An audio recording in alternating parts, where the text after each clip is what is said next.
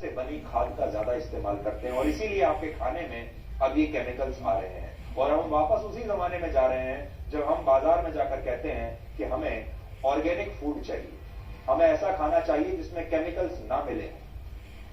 लेकिन यहां यह समझने वाली बात है कि पश्चिमी देशों ने हमें तो केमिकल वाली खाद की आदत लगवा दी। आज हमारे किसान भाई जो हैं वो केमिकल्स वाली खाद का इस्तेमाल करते हैं, फर्टिलाइजर्स का इस्तेमाल करते हैं। लेकिन पश्चिमी देशों में अब गोबर से बनी यही प्राकृतिक खाद को बढ़ावा दिया जा रहा है और वहां इसे ऑर्गेनिक खाद कहा जाता है। यानी हमें केमिकल फर्टिलाइजर्स की आदत लगवाकर पश्चिमी देश अब दोबारा से गोबर का इस्तेमाल कर रहे हैं, ऑर्गेनिक खाद का इस्तेमाल कर रहे हैं, क्योंकि वो शुद्ध खाना पीना चाहते हैं। हमारे देश में इसीलिए आपने देखा होगा अब दूध में भी केमिकल्स मिल रहे हैं और अगर आप कोई खाने पीने की चीज लेते हैं उसमें भी आपको केमिकल्स मिलते हैं। इसलिए क्योंकि किसान जब पैदावार करते हैं तो वो मिट्टी में फर्टिलाइजर्स डालते हैं, केमिकल्स मिला देते हैं और वही केमिकल्स फिर आपके खाने में आ जाते हैं। असल में हमने अपनी ही परंपराओं और संस्कृति को पिछड़ेपन की निशानी मान लिया, जबकि यही सारी चीजें विदेशों में जाकर सुपर हिट हो गई और बहुत महंगे दाम पर मिल रही है। जैसे इनमें से एक है योग। भारत ने ही दुनिया का परिचय योग से करवाया और योग को पूरी दुनिया में एक्सपोर्ट किया। लेकिन आज अमेरिका और यूरोप के देशों ने योग को एक अलग नाम देकर इसे अपनी पद्धति बना लिया। अमेरिका में योग को लाइफस्टाइल फिटनेस या फिर वेलनेस कहा जाता है, जबकि यूरोप में इसके लिए एक खास शब्द का इस्तेमाल होता है और यह शब्द है पेत्रा फिटनेस। अध्यात्म भी भारत की सांस्कृतिक धरोहर है, लेकिन पश्चिमी देशों में इसे अध्यात्म नहीं बल्कि माइंडफुलनेस कहा जाता है। इसी तरह से भारत का हल्दी वाला दूध अब अमेरिका और दूसरे देशों में टर्मरिक लाटे बन गया है।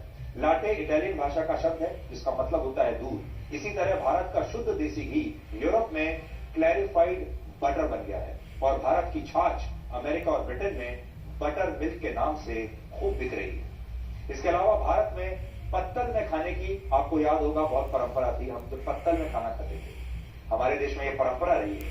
उसे भी पश्चिमी देशों ने अपना लिया है और आज हमारे देश में पत्तल की तुलना में प्लास्टिक की प्लेट्स का इस्तेमाल होता है।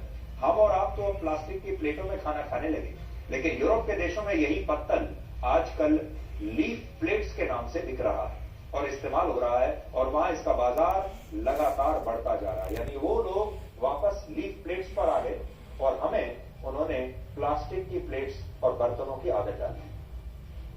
भारत में जिस चारपाई का इस्तेमाल होता है, जिसे हम बहुत पिछड़ेपन की निशानी मानते हैं, अब तो हम खरीदते भी नहीं, अब कहीं दिखता भी नहीं है। गांव देहात में कहीं अगर आप चले जाएं तो शायद आपको चारपाई दिखाई देगी। इसी चारपाई को अब ऑस्ट्रेलिया जैसे देशों में ट्रेडिशनल इंडियन डे बेड कहते हैं और इसकी कीमत वहां 80,000 रुपए तक है, जबकि भारत में ऐसी ही चारपाई आजकल या तो आपको मिलेगी ही नहीं या बहुत ही सस्ते में मिल जाएगी, क्योंकि लोगों ने इसका इस्तेमाल अब बंद कर दिया है। भारत में पहले टूथब्रश की जगह नीम के दांतों का प्रयोग होता था, गांव में इसका इस्तेमाल आज भी होता है, लेकिन विदेशों ने अब इसे भी अपना लिया है और इसका नाम रखा है च्यू स्टिक्स, जिसकी कीमत औसतन 300 रुपए तक होती है। यानी भारत के लोग अपनी संस्कृति और विरासत को पिछड़ेपन के आईने से देखते हैं, उस पर शर्मिंदा होते रहते हैं, कभी अपनी संस्कृति पर गर्व नहीं करते।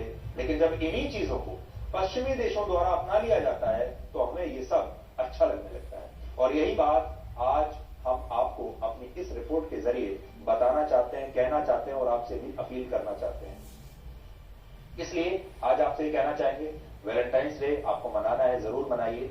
वैलेंटाइंस डे मनाने से आपको कोई नहीं रोक रहा। आप जिस भी पद्धति से, जिस भी शैली से वैलेंटाइंस डे मनाना चाहते हैं मनाइए, लेकिन गाय के प्रति सम्मान करना और गाय के प्रति पूरे देश में जागरूकता पैदा करने का ये जो एक नया तरीका सरकार ने निकाला है, इसके बहुत सारे फायदे हो सकते हैं।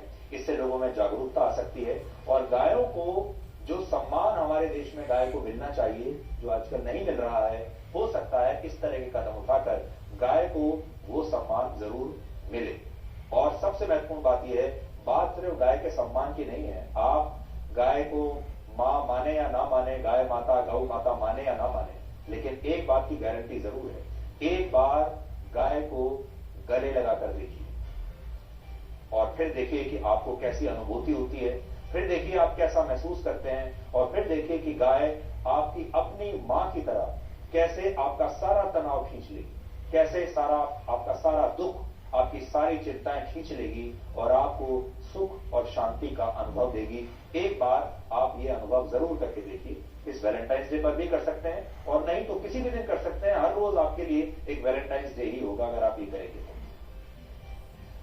अब हमारा अगला विश्लेषण उन लोगों के लिए है जिनका